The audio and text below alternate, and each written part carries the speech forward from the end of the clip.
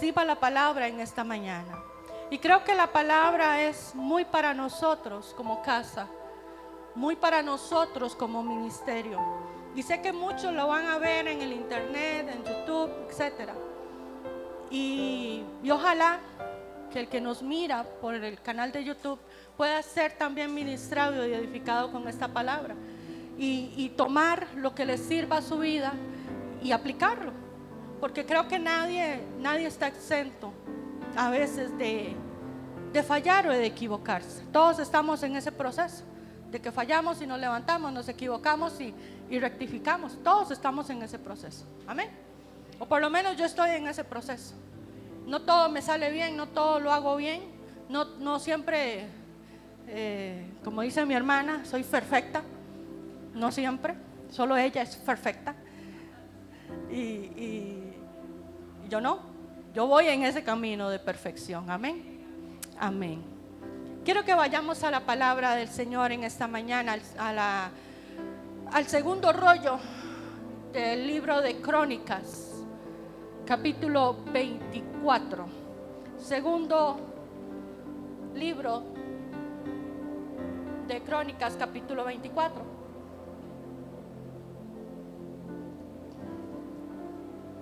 Ahí comparta la palabra, amado, con el que no trajo la palabra. De eso se trata. Fue que se le olvidó, salió muy rápido de la casa y por estar a tiempo en la casa del Señor, eso fue lo que pasó. Eso fue lo que pasó. Capítulo 24, versículo 1 y 2. Dice así: de 7 años era Joás cuando comenzó a reinar, y 40 años reinó en Jerusalén. El nombre de su madre fue Sibia de Beerseba. Versículo 2. Póngale atención a este versículo. E hizo Joás lo recto ante los ojos de Jehová todos los días de Joiada el sacerdote. Yo quiero hablarle en esta mañana de estos dos personajes, el rey Joás y el sumo sacerdote Joiada. El papel que tenía uno en la vida del otro. Y vamos a tratar de trasladarlo al día de hoy. ¿Quién era uno y quién era el otro? Joás, rey, dice que fue rey de Judá, fue el 9º rey de la tierra de Judá, o sea, del sur de Israel. Recuerde que Israel se dividió en 2 partes y el reino del sur era formado por Judá y Benjamín. Debe ser medio agarrado porque siempre se me olvida ese nombre. El resto de los reyes o de las tribus conformaban el reino del norte. El reino del sur era formado por Judá, Benjamín y los levitas. ¿Quién era Joás? Joás era heredero del trono, era nieto de la reina Atalía, o sea, bisnieto de Jezabel. ¿Ok? Ubíquelo ahí. Era bisnieto de Jezabel. ¿Ok? Era nieto de la reina Atalía. Y Joiada era sumo sacerdote en el tiempo que la reina Atalía usurpó el trono y lo tomó. Él fue declarado sumo sacerdote en ese momento, en ese tiempo. Joiada fue una persona importante en la historia del pueblo de Israel. Estuvo en el tiempo del profeta Jeremías. Estuvo presente en ese momento. Estuvo presente con Nehemías en la restauración de una de las puertas. Estuvo presente en ese momento. Fue padre de uno de los que se llaman valientes del rey David. Imagínense. Es un hombre sumamente importante en la historia de Israel. Y Joiada era el esposo de una de las tías de Joás. O sea, la tía de Joás era hija de Atalía. Era una de las princesas que se había casado con un sacerdote. de Dios. Vea, cuando Dios tiene un propósito en la vida de uno, Dios lo une a uno a personas, y Dios te va a unir a personas que te van a llevar al propósito de Dios en tu vida, para que ese propósito de Dios se cumpla. Dios escribe una línea para ti, un diseño para ti, hace un dibujo, un croquis arquitectónico de tu vida, y Él se encarga de que esa arquitectura se lleve a cabo en ti, de que ese diseño se lleve a cabo en ti. Y se vale de situaciones, y se vale de personas que a veces decimos, jamás, ¿cómo? Él provenía de un linaje que no adoraba a Dios, pero Dios lo acerca por medio del esposo de su tía al propósito, a conocerlo. Vamos a ir al versículo 11 del capítulo 22, ahí mismo, para que usted lo vea, y vamos a empezar a desgranar esta historia. Capítulo 22, versículo 11. Dice: pero Josabet, esa es la tía, esa es hija de Atalía. Josabet, hija del rey, tomó a Joás, hijo de Ocosías, y escondiéndolo de entre los demás hijos del rey, a los cuales mataban, le guardó a él y a su ama en uno de los aposentos. Así lo escondió Josabet, hija del rey Joram, mujer del sacerdote Joiada, porque ella era hermana de Ocosías, de delante de Atalía, y no lo mataron. ¿Qué quería Atalía? Atalía no le importó mandar a matar a sus hijos, a sus nietos y demás familiares que pudieran optar, que pudieran reclamar el trono en algún momento de sus vidas. Ella mandó a matar a todo el mundo porque ella quería ser la única reina de Israel, la única reina que estuviera ahí vigente por los siglos de los siglos. Seguro ella quería ser como la reina Isabel, ¿verdad? Algo así, eterna, perenne, que no tenía fecha de caducidad. Ella quería eso. Entonces ella quería asegurarse el trono, y mandó a matar a toda su familia, mandó a matar a sus hijos y mandó a matar a sus nietos. ¿Y qué fue lo que hizo esta mujer? ¿Qué fue lo que hizo ella, su tía, Josabet? Josabet toma al niño, a Joás, y dicen que era el menor, era el más pequeño, tenía 1 año de vida, cuando Josabet lo rescata y se lo lleva y lo esconde en una de las habitaciones del templo de Dios.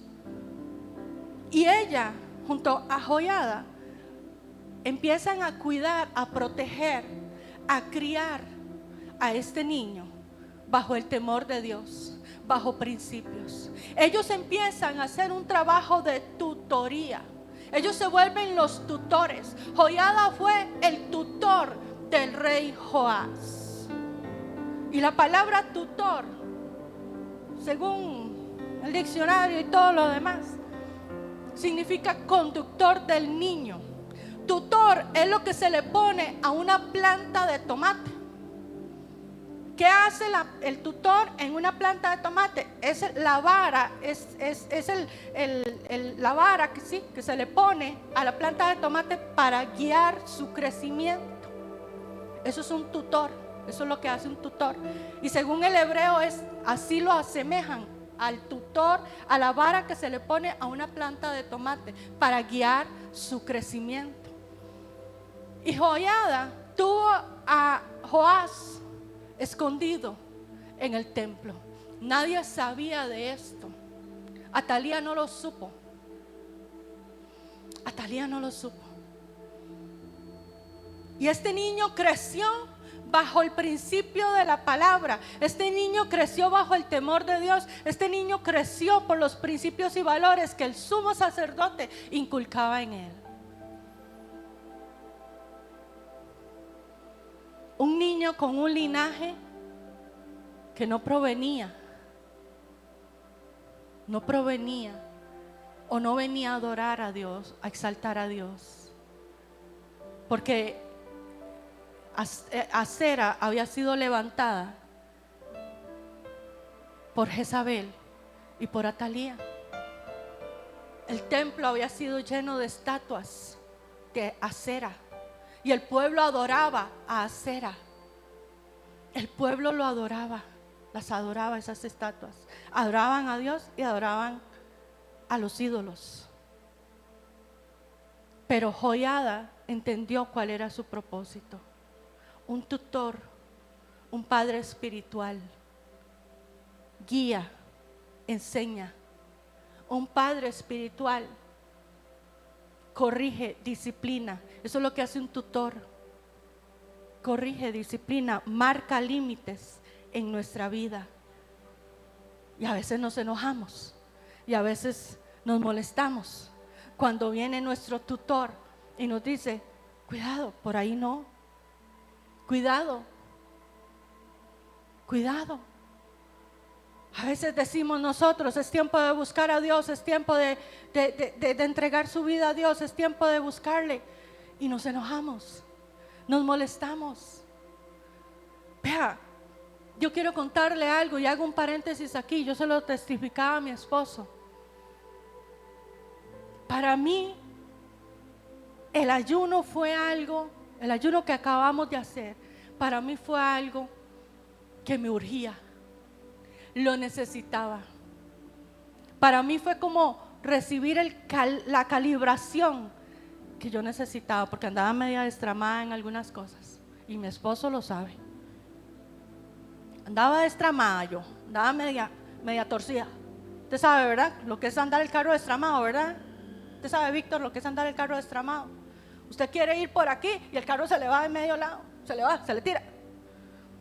Y usted tiene que ir a alinearlo para que vaya por donde usted quiere que vaya. Me puse en un ayuno desde algunos días, en algunas áreas de mi vida ayuné. Y el Señor es tan especial y tan lindo que pone ayuno en algunas cosas. Y como dice Daniel, y yo me consuelo con esa palabra de Daniel que dice: nada que me dé placer, Señor, nada que me guste, Señor. Y el Señor cierra aquello.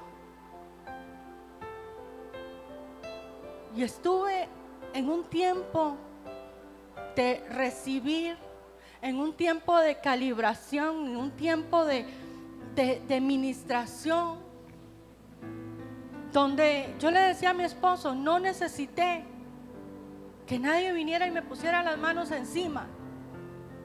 No necesité que alguien viniera y me dijera: así te dice el Señor, para entender lo que el Señor quería decirme. Y este ayuno que hicimos para mí fue diferente a todos los demás. ¿Sabe por qué? Porque yo lo necesitaba. Y cuando el Señor me dijo: vamos para ayuno, yo dije: sí, Señor. En ningún momento me enojo, en ningún momento le refunfuño, en ningún momento le digo: Señor, ¿y por qué ahora? ¿Y para qué? Él sabe por qué, Él sabe para qué, porque ¿qué necesito yo? Entonces invito a la iglesia a lo mismo: vamos a ayunar, vamos a ayunar. ¿Por qué? Porque todos lo necesitamos. Eso es lo que hace un tutor. Un tutor te hace buscar, un tutor espiritual te hace buscar de Dios. Un tutor te hace buscar la presencia de Dios. Un tutor te dice: es así, por aquí, de esta forma. Pero a veces nos resistimos, a veces nos decimos: ay no, esto no, qué pereza, con el hambre que a mí me da. Bueno, ayuno, pero un poquito. Nos hemos vuelto vagos, nos hemos vuelto perezosos. Sí, es cierto. Es cierto. Yo siempre se los digo a ustedes, amada iglesia.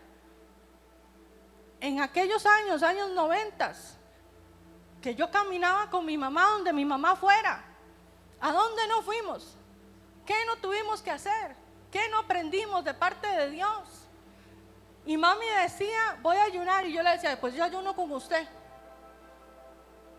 Y fue algo que Dios siempre me puso al lado de ella. Siempre estuve al lado de ella en ese momento, en esa temporada, aprendiendo. Y yo sabía lo que era ayunar desde la mañana, desde que me despertaba hasta las 9 de la noche. Y era una adolescente, era una chiquilla, todavía no era ni adolescente todavía. Era una carajilla, como decimos en Costa Rica. ¿Qué podía tener? Menos de la edad de Daniel tenía. Y yo podía ayunar ese tiempo. Y me deleitaba, y a veces eran varios días. Y era rico, era bonito. Ahora uno se ha hecho vago. Porque está deseando que sean las 11 de la mañana para empezar a hacer el almuerzo y almorzar 12 en punto, porque hasta las 12, Señor. Hasta las 12. Como que si el Señor, o sea, como que si eso fuera mucho para el Señor. No.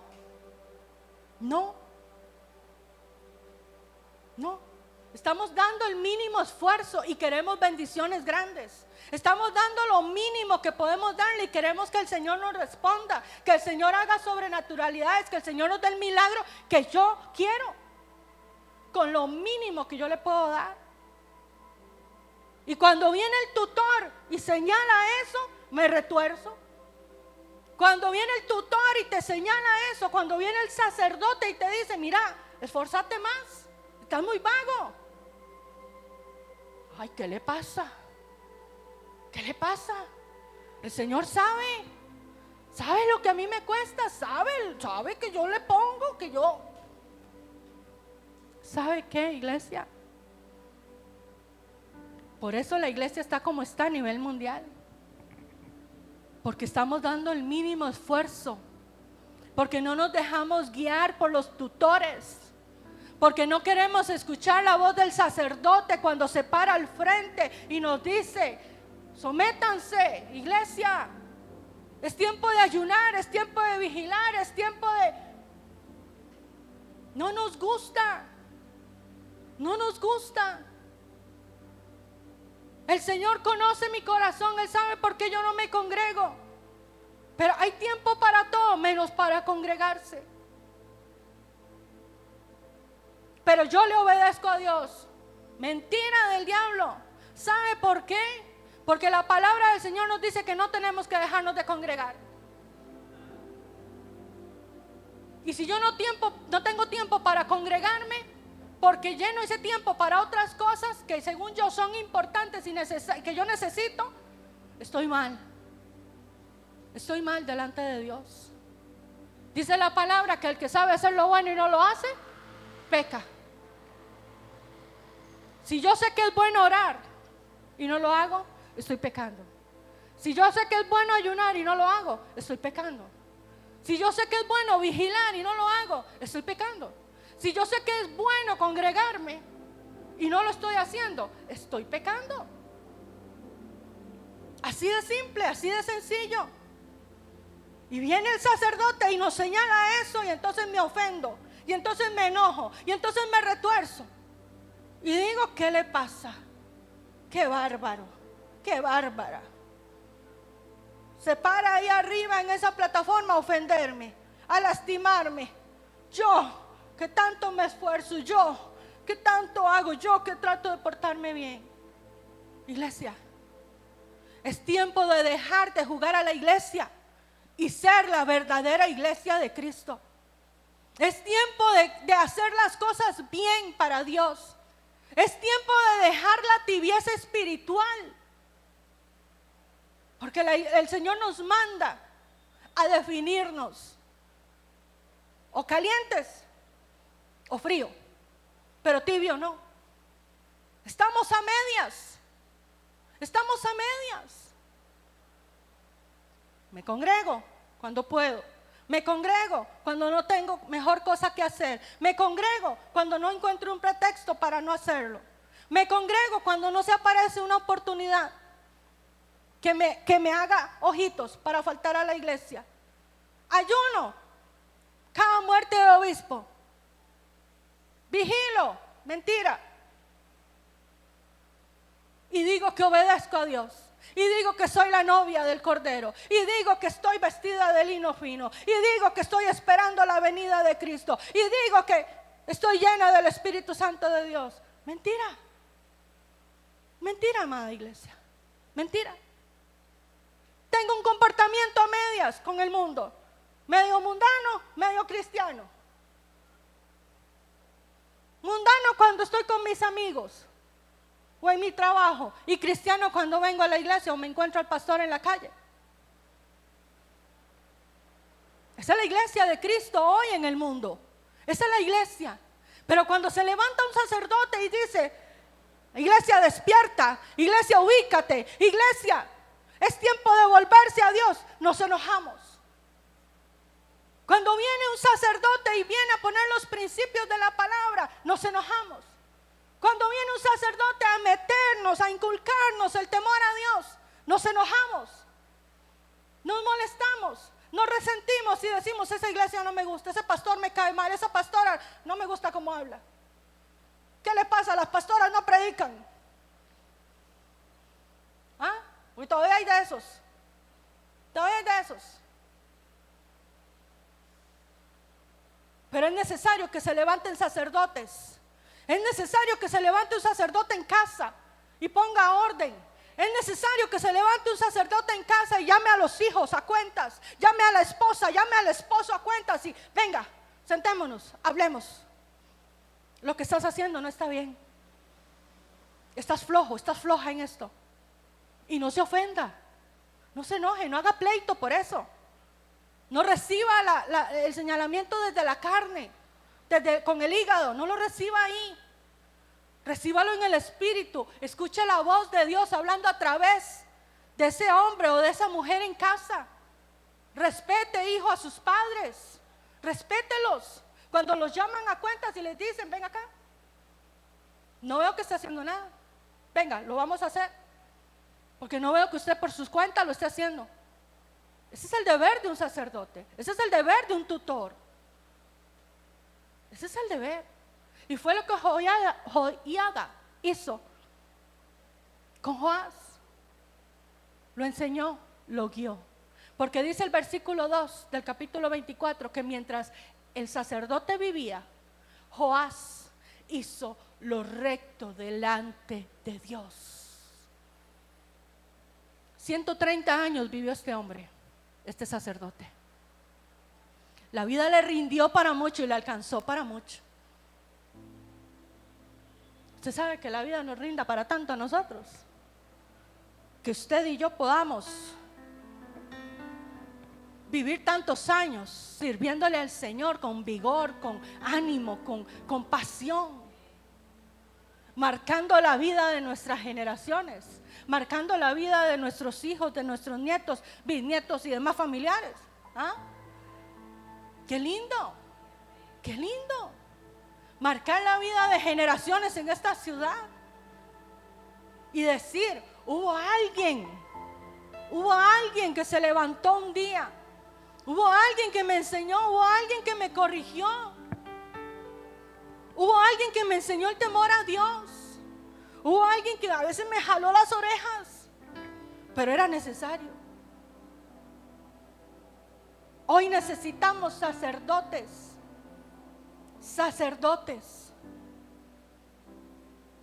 que se levanten, que resguarden lo que es de Dios, que resguarden lo que le pertenece a Dios, que resguarden la adoración a Dios, solo a Dios. Porque dice la palabra en ese capítulo que hubo un momento en que Joás, cuando tomó el trono a los 7 años, un niño de 7 años toma el trono. Dice que al tiempo él quiso venir a restaurar el templo de Dios. Y allí estuvo el sumo sacerdote a la par de él, cuidándolo, guiándolo, supervisando que todo se hiciera como debía de hacerse. Las ofrendas las tomaban para la restauración del templo, para la edificación del templo, no era para otra cosa.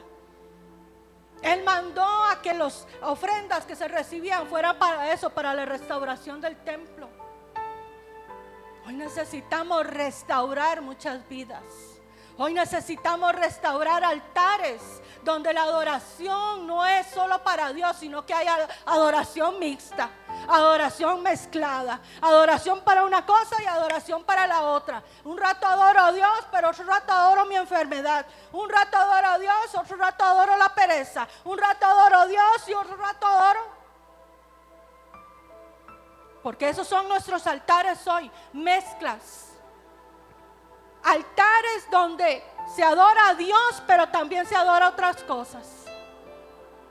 Y Joás, siendo rey, tuvo la iniciativa, y ahí estuvo el sacerdote Joiada, guiándolo, aconsejándolo, supervisando que la obra se hiciera correctamente. Y sacaron los altares, sacaron los ídolos que no eran para Dios, los sacaron del altar de Dios. Pero dice la palabra en el versículo 17, ahí en el capítulo 24, vaya conmigo, capítulo 24 de Segunda de Crónicas, versículo 17.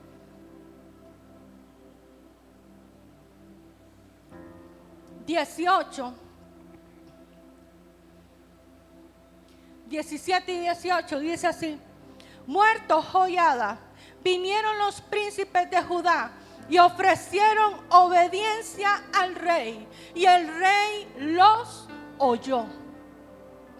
Y desampararon la casa de Jehová, el Dios de sus padres, y sirvieron a los símbolos de acera y a las imágenes esculpidas. Entonces la ira de Dios vino sobre Judá y Jerusalén por su pecado. Iglesia, el llamado en esta mañana es: no te olvides de las enseñanzas, no te olvides del tiempo que el sacerdote en esta casa ha invertido para enseñarte, para guiarte, para corregirte, para nutrirte, para fortalecer tu vida espiritual. No te olvides de eso. No te olvides de los principios que el sacerdote de esta casa ha inculcado en tu vida. No te olvides de eso. No te olvides de eso cuando estés aquí fuera de este lugar. No te olvides de eso cuando estés en el secreto, ahí donde nadie te ve. No te olvides de los principios, no te olvides de los valores que la palabra inculca. No te olvides de las enseñanzas que has recibido en este lugar.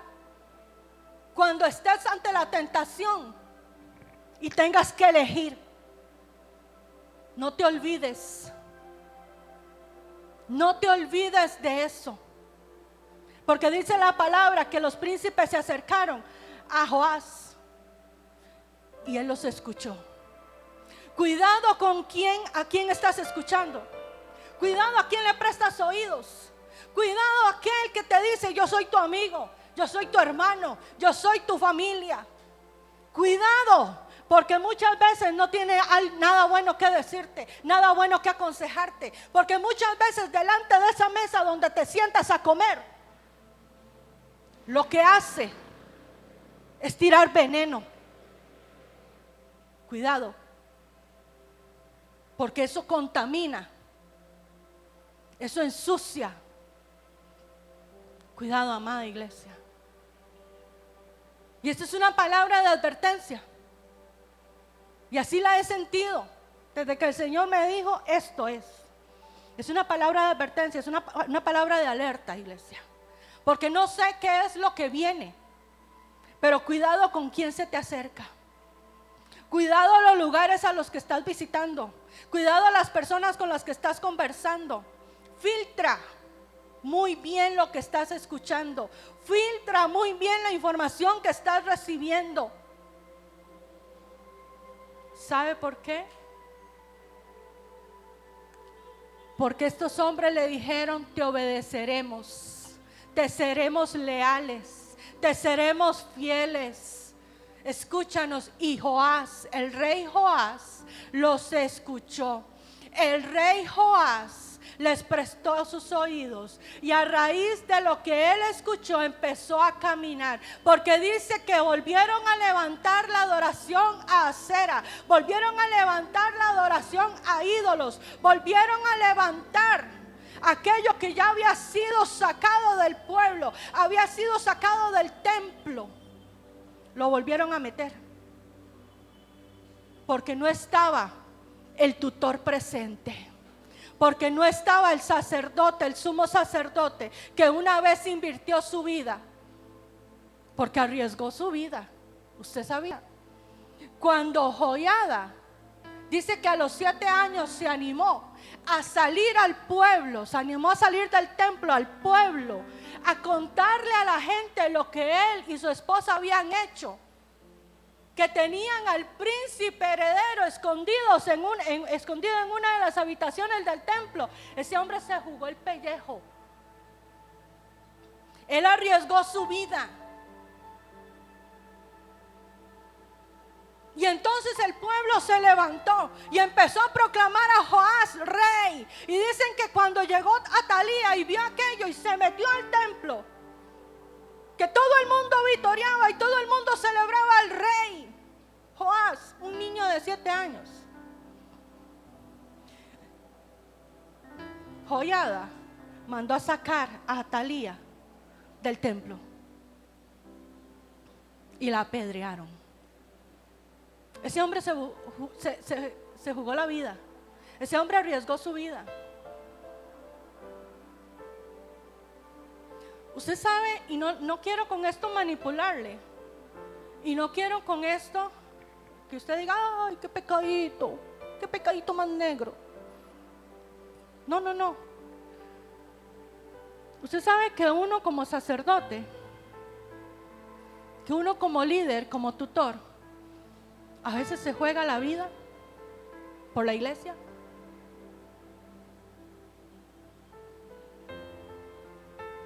Uno tiene luchas y batallas a causa de la iglesia. Uno tiene luchas y batallas fuertes a causa de la iglesia. Y cuando hablo de la iglesia, hablo de cada uno de ustedes. Muchas veces tenemos que luchar, batallar, pelear por ustedes. Cuando uno los ve desanimados, cuando uno los ve apagados, cuando uno no los ve, cuando uno los deja de ver, ya uno empieza. ¿Qué será? ¿Qué será? ¿Estará enfermo? ¿Estará triste? ¿Estará desanimado? Señor, ¿qué será? Y empieza uno con aquello, y empieza uno con aquello. Y si uno se da cuenta de algunas circunstancias, uno está ahí. Señor, ayúdale. Señor, bendícelo. Señor, levanta. Señor, sácalo de ahí. Señor. Y si tiene que agarrarse, con quien tiene que agarrarse, se agarra uno. Porque ese es el papel del sacerdote. Ese es el papel nuestro en la iglesia. Y a veces la iglesia no valora eso. A veces la iglesia no valora las cosas. A veces la iglesia no valora esos tiempos de batalla, esos tiempos de luchas intensas que podemos tener. ¿Usted cree que a uno a ciertas horas de la noche no llegan a visitarlo, a amenazarlo, a querer inculcar temor en la vida de uno? ¿Usted no cree? Claro que sí, claro que sí. Más cuando se quiere hacer algo, más cuando queremos levantar a la iglesia, más cuando queremos empezar a hacer cosas en lo espiritual que van a trascender, claro que sí. Nosotros pasamos situaciones que ustedes a veces no se dan cuenta. Y Joiada se la jugó, porque eso es lo que hace un sacerdote, eso es lo que hace un tutor, eso es lo que hace un padre espiritual. Si tiene que arriesgar su propia vida, si tiene que negarse a ciertas cosas, lo va a hacer por amor a quien tiene a su cargo, por quien tiene a su cargo, por responsabilidad ante el Señor. Por eso. Pero dice la palabra que se olvidaron.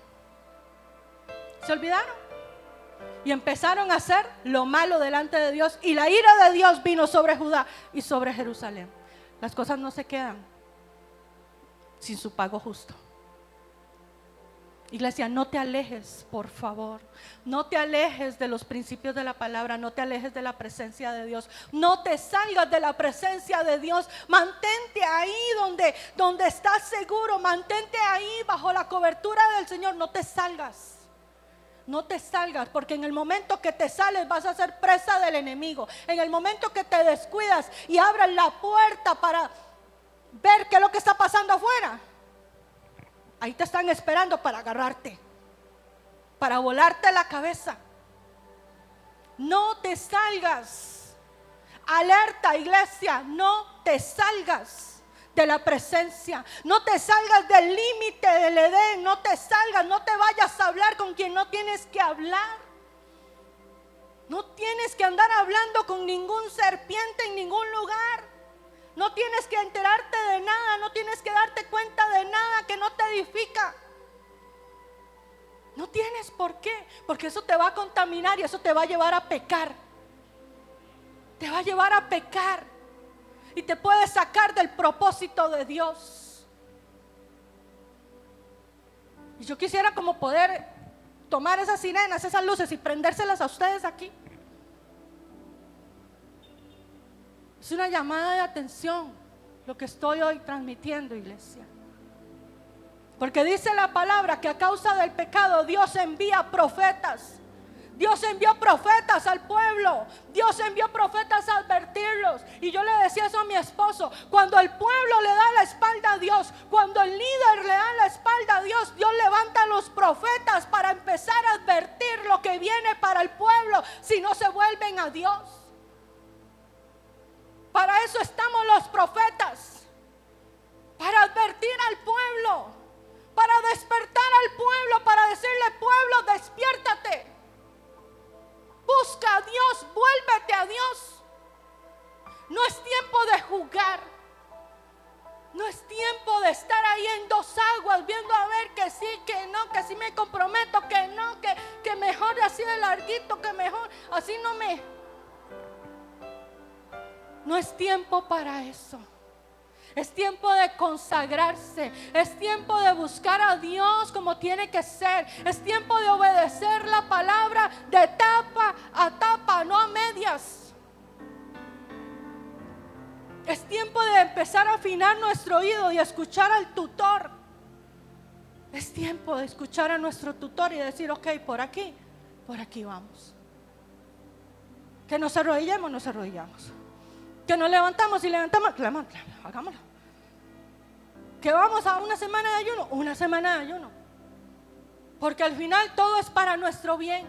Al final todo es para nuestro bien. Pero tenemos que empezar a afinar el oído a nuestro tutor, al sacerdote que está hablando, al sacerdote que Dios ha puesto delante de nosotros para guiarnos, para enseñarnos, para corregirnos, para decirnos: por ahí no, de esa forma así no es. Oye, fortalece esto, mira, ten cuidado aquí, mira, te estás descuidando, mira, esto está muy bien, síguelo haciendo.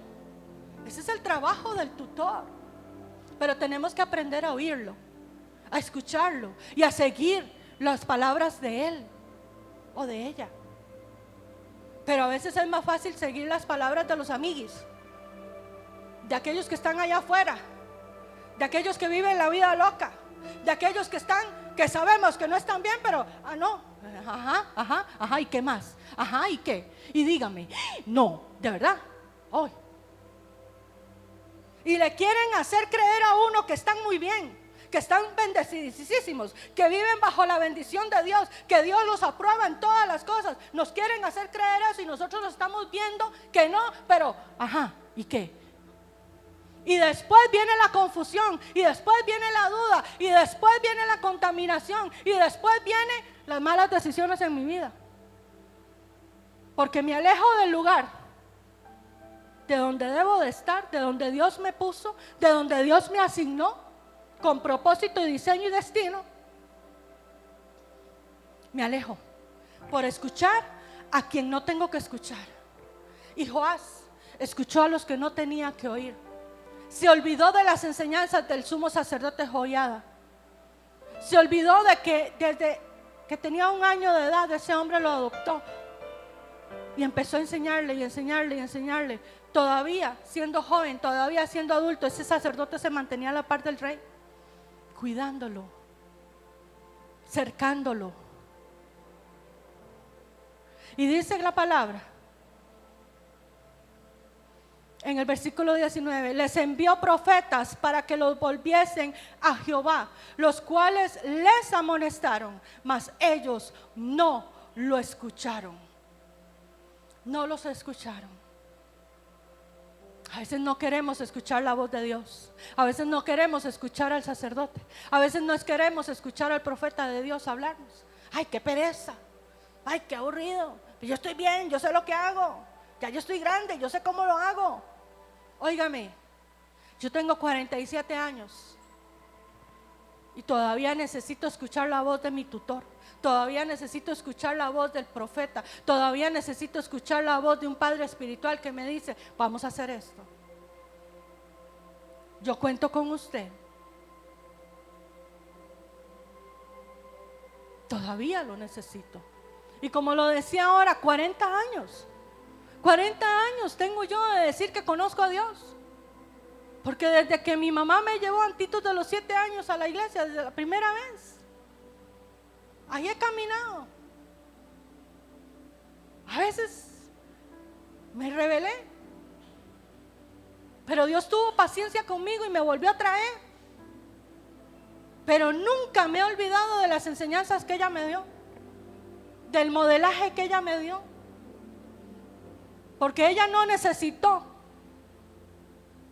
que mi padre estuviera presente con nosotros para sentarnos a nosotros tres a orar todas las tardes, a leer la palabra, a enseñarnos guerra espiritual, a enseñarnos a no tener miedo.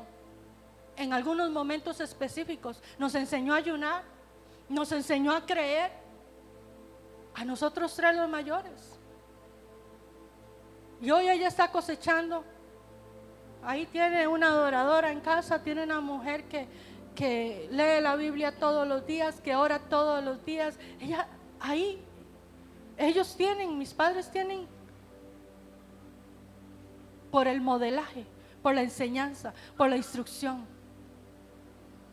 Pero dice que esta gente no quiso escuchar la palabra que los profetas tenían que decir. Versículo 20. Entonces el Espíritu de Dios vino sobre Zacarías, hijo del sacerdote Joiada, y puesto en pie donde estaba más alto que el pueblo, les dijo: así ha dicho Dios, ¿por qué quebrantáis los mandamientos de Jehová? ¿No os vendrá bien por ello? Porque por haber dejado a Jehová, Él también os abandonará.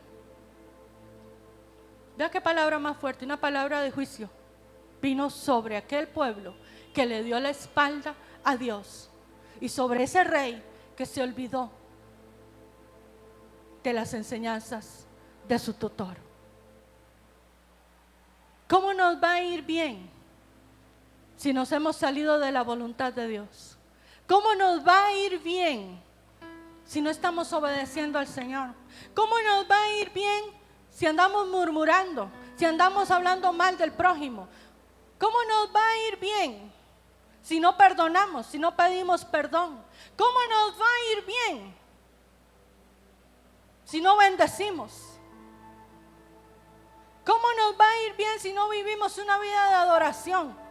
No que cantemos bonito, no, que vivamos una vida de adoración. ¿Cómo nos va a ir bien si nuestro altar está sucio? ¿Cómo nos va a ir bien si hay cochambre dentro de nosotros? Y no hemos querido reconocer eso. Y no hemos permitido que Dios nos limpie, nos sane, nos liberte, nos restaure. ¿Cómo nos va a ir bien, iglesia? Cuando ha habido una palabra que te dice, es así, es asá, y no hemos querido obedecerla. A mí a veces me dicen, ¿para qué mandas el anuncio del ayuno a la iglesia? Si no toda la iglesia ayuna. Yo eso lo sé. ¿Usted cree que yo soy tonta? No, yo sé que no todos ayunan. Y los que no ayunan, sus excusas tienen. Válidas. Vaya, déselas a Dios, a mí no. Si usted no cumple lo que Dios dice, que se debe de hacer, dele sus excusas a Dios. A mí no. A mí no. Pero con esas mismas excusas, váyase delante de Dios y pídale que lo bendiga. Pídale que la bendiga.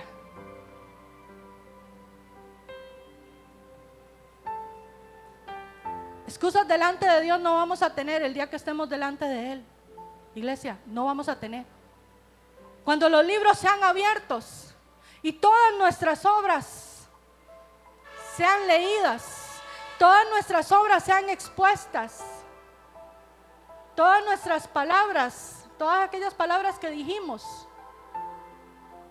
tontamente, aquellas palabras de maldición, aquellas palabras, todo está escrito, todo, porque dice que por toda palabra seremos juzgados.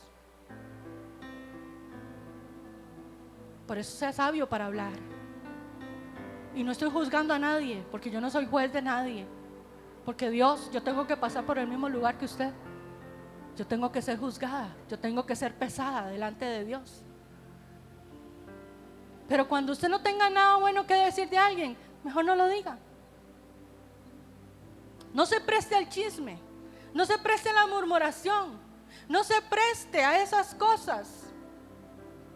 Porque el que calla otorga, dicen por ahí. Tal vez usted no dijo nada, pero se quedó callado. Entonces fue parte de lo mismo. Es que yo nada más escuché. Cuidado. Cuidado. Todos seremos juzgados en algún momento de nuestra vida. Por eso es que tenemos que empezar a hacer las cosas bien. Por eso es que el temor a Jehová tiene que volver a ser instaurado en nosotros. Tiene que volver a despertarse el temor a Dios.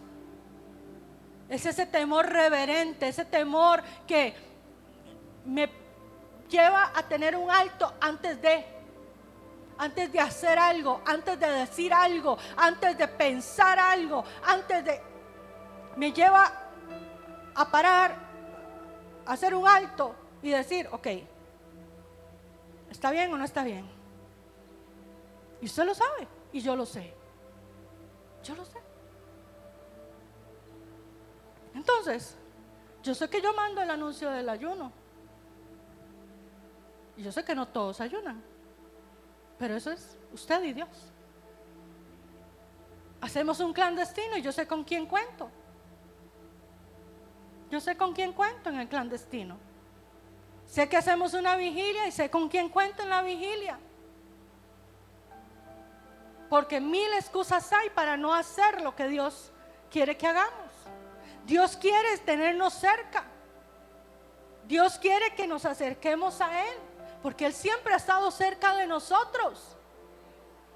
Pero somos nosotros los que necesitamos acercarnos a Dios. Somos nosotros, amada iglesia. Usted y yo necesitamos urgentemente buscar y encontrar a Dios.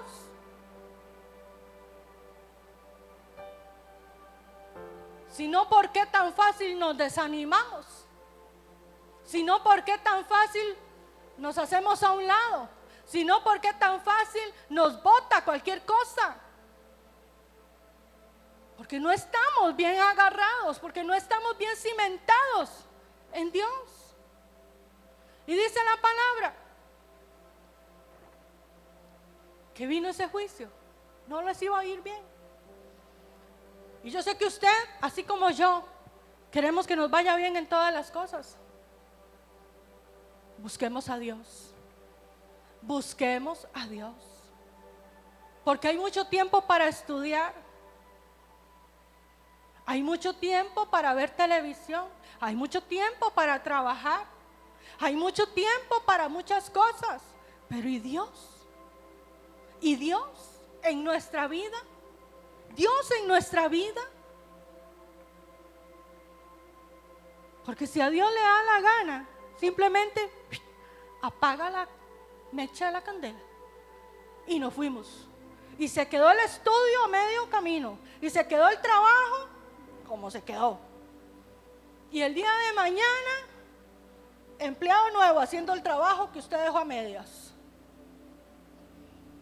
Y hay lugares que ni siquiera esperan a que el empleado se vaya. ¿Ya tienen el repuesto? Antes de despedir al empleado. Vea, hay lugares que está pasando eso. Y lo digo porque de verdad. Lo llaman a uno para despedirlo y 5 minutos después entra el reemplazo. Así lo están haciendo hoy en este país. De frío, de cruel.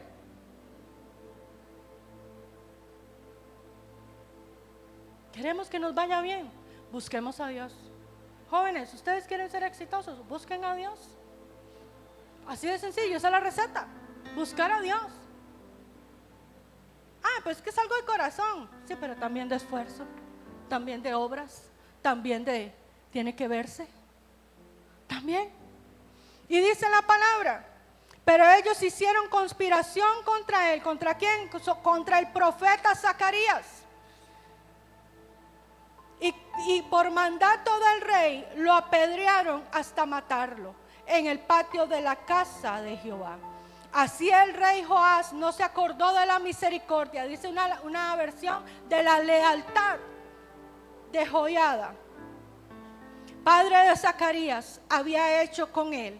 Antes mató a su hijo, quien dijo al morir: Jehová lo vea y Jehová lo demande. En alguna otra versión dice: y Jehová tome venganza. Vea qué fuerte. Vea qué fuerte. Cómo se nos olvida muchas veces lo que alguien en nuestra vida hizo, lo que alguien invirtió en nuestra vida. Se nos olvida muy fácil. No reconocemos lo bueno que esa persona pudo haber hecho en nuestra vida. Se nos olvida y somos ingratos. Y mandamos matar, mandamos callar la voz profética que se levanta para decir: acuérdate, acuérdate. Y dice: y a la vuelta del año subió contra él el ejército de Siria y vinieron a Judá y a Jerusalén. Destruyeron en el pueblo a todos los principales de él y enviaron todo el botín al rey de Damasco. Esa fue la consecuencia que tuvo el rey Joás. Esa fue la consecuencia que tuvo Judá. Esa fue la consecuencia que tuvo Jerusalén. Dice que el ejército de Siria era pequeño. Dice la palabra, ni siquiera era numeroso, era un ejército pequeño. Y Joás lo que hizo fue recoger, en Reyes lo dice, él recogió todas las riquezas, todo el dinero, toda la riqueza que había en Judá y en Jerusalén, y se la mandó al ejército de Siria para que ojalá ni siquiera entrara a Judá. Eso lo vemos en Reyes. Y dice que él se anticipó y lo mandó donde escuchó que el ejército de Siria venía, porque él dijo: hasta aquí me la prestó Dios. Y entonces él, a causa del temor, recogió toda la riqueza y se la mandó al rey de Siria.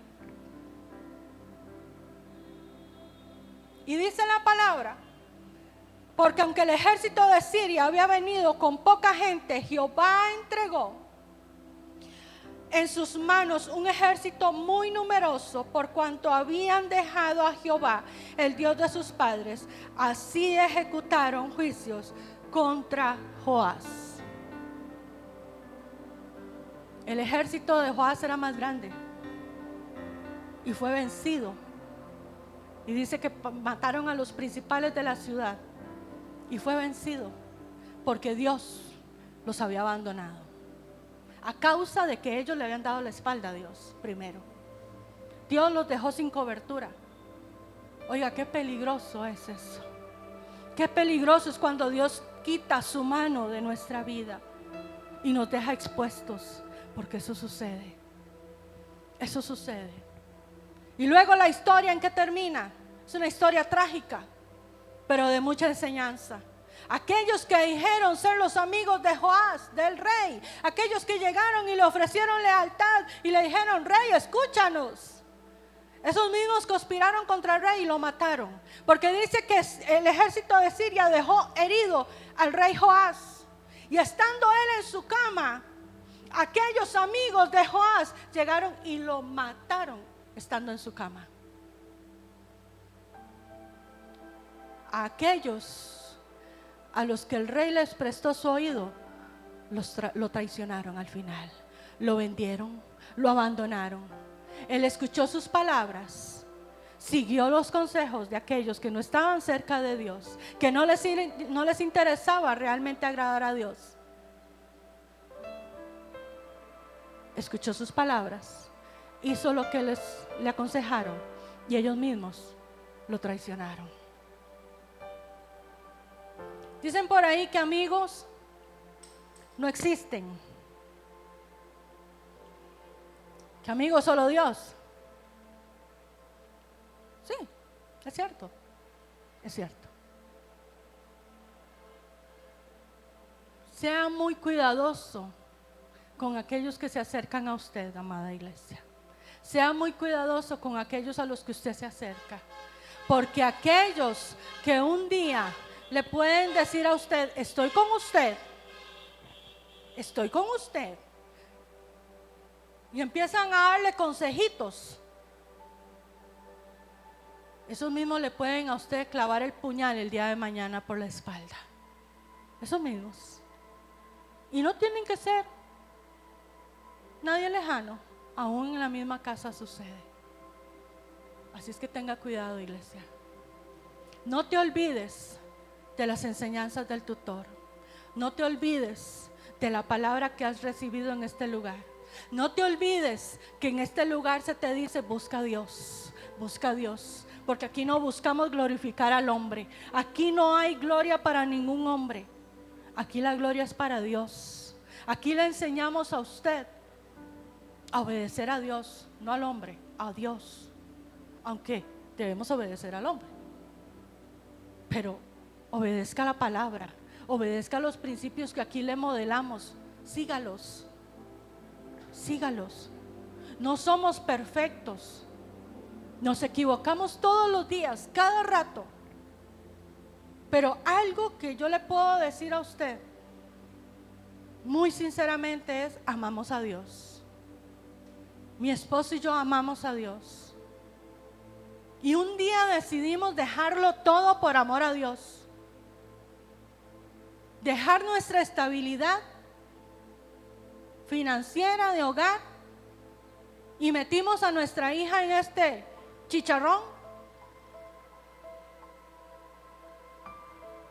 por amor a Dios, por obedecerle a Dios, porque algo que nosotros tenemos es que le creemos a Dios. Le creemos. Fácil. No ha sido para nada fácil, para nada. Ganas de renunciar muchas veces, pero ¿sabe qué? Es más fuerte nuestro compromiso con Dios. Es más fuerte nuestro amor y nuestra fidelidad a Dios y nuestra lealtad al compromiso que un día hicimos y dijimos: Señor, henos aquí. No es fácil. No es fácil. Y mi esposo lo decía el viernes. Ahora es muy fácil para muchos abrir iglesias.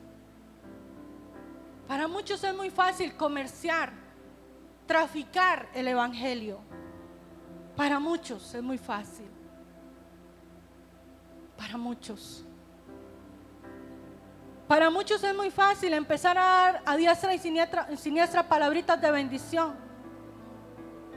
Y decir: Dios te quiere bendecir, sin importar realmente tu condición de corazón. Y son iglesias grandes y numerosas, y usted las ve. Y no me quejo. No me quejo. Si esa es su estrategia, que esa sea su estrategia. La nuestra es la de acercar a la iglesia a Dios. Es la de inculcar el temor a Dios. Es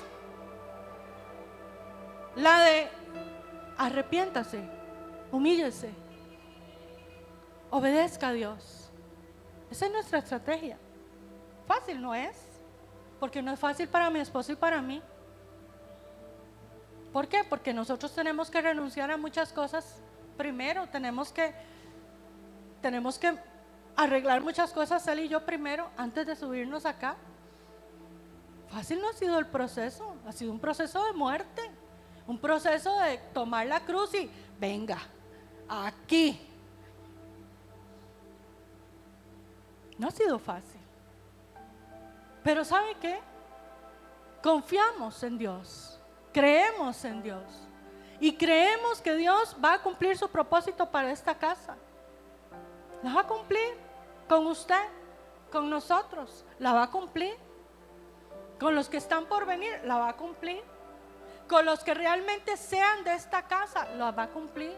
Con los que quieran ser hijos de esta casa, lo va a cumplir.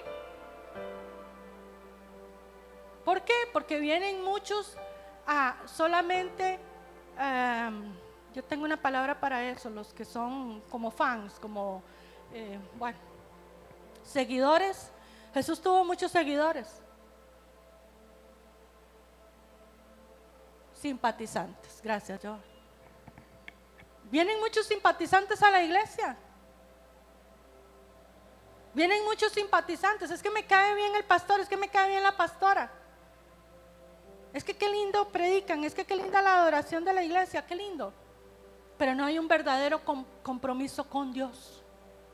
Y el día que algo pase, me desanimo. Hasta ahí llegó mi compromiso.